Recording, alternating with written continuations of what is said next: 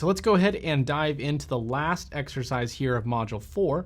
We're going to go ahead and create a layout for the Livingston Hotels and Resorts. So this one's going to be a quick exercise where we're going to use the layout sub generator. So make sure you have the npm theme generator installed. If not, again, go ahead and check out either Module 1 or Module 2 to get that installed.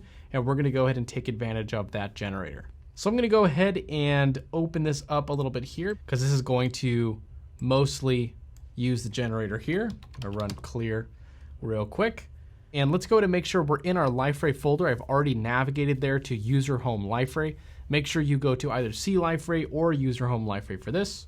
And we're going to go ahead and run yo Liferay-theme : layout. So this is identifying the layout sub generator.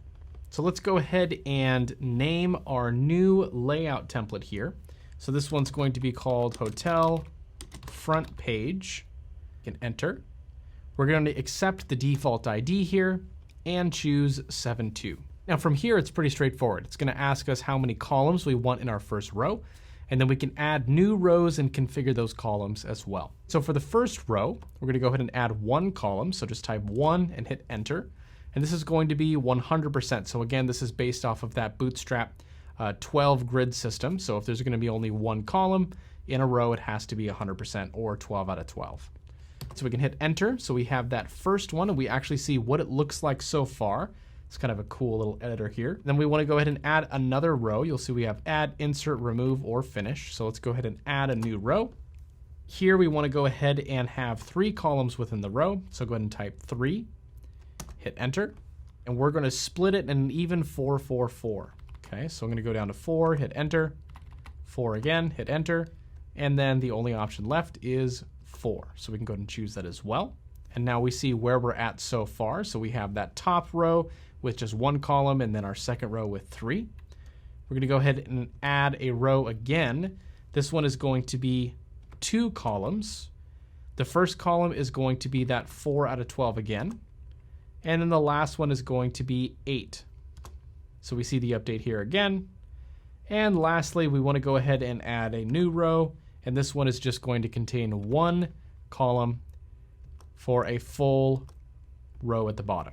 So this gives us some flexibility with how we want to display the content or the widgets on a page once this layout is complete. So here we can go ahead and just come down and do finish layout. Again, you can go ahead and insert or remove rows if necessary.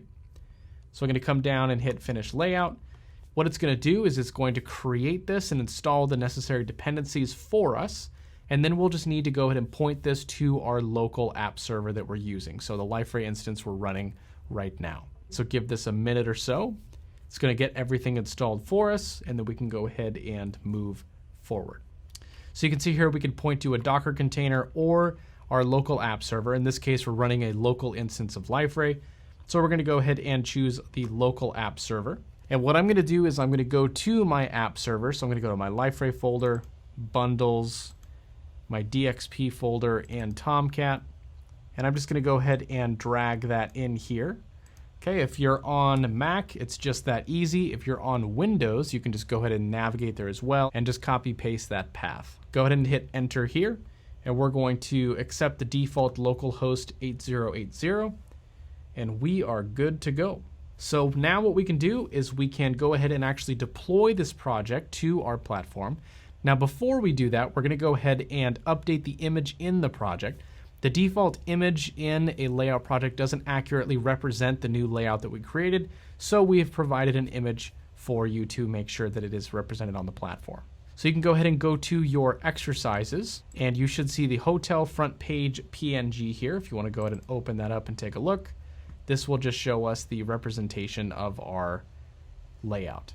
And you can go ahead and make these fairly easily and add them to your project as well. So go ahead and copy that. I'm going to navigate back to my Liferay folder, and I should see my hotel front page layout TPL. So that's going to be our project folder.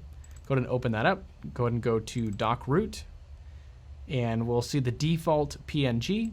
We're just going to go ahead and paste the new one in and replace it. Once we've done this, now we just need to deploy our new layout. So we're going to come back to our terminal and or command line, navigate to the hotel front page layout TPL folder. And just like we've seen before, we can just go ahead and run gulp deploy. And this very quickly deploys it for us. Once it is ready and available on the platform, we can go ahead and take a look. So I'm going to come down here to my server running here.